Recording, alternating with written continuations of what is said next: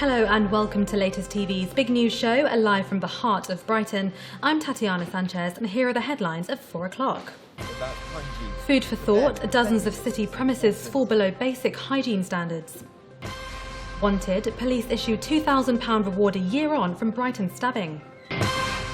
Thanks, Mike. Guess we'll start off with those Albion signings. And Brighton and Hove Albion have signed Scottish under-19 international Jack Harper from Real Madrid.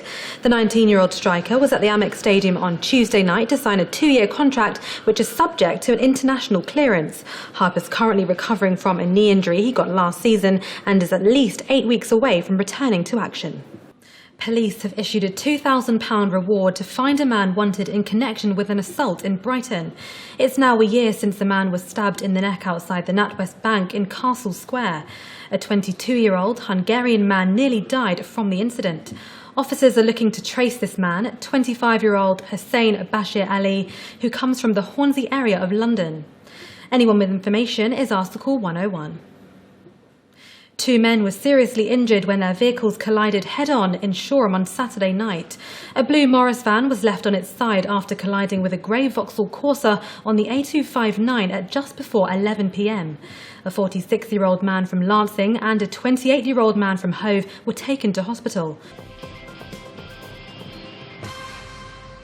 Welcome back to Latest TV's Big News Show, where we're here live in the heart of Brighton. Coming up, we'll have all the highlights as Albion start the season with a victory in front of their fans. And we'll have the weather where we are, but first. Now, the seaside wouldn't be the seaside without beach huts, and one of our treasured shacks has been named one of the best in the country.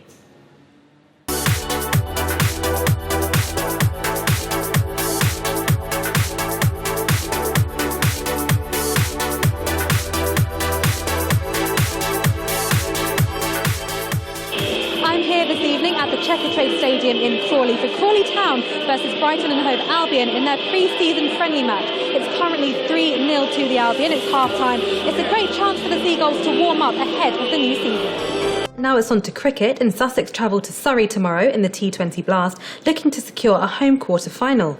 And Sussex batsman Chris Nash urged the Sharks to focus on their own game rather than worry about the opposition.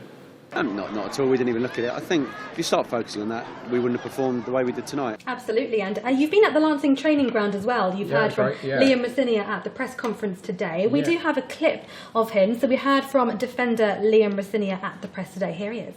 Yeah, it's going to be a difficult game. Obviously, Phil Brown's a really experienced manager.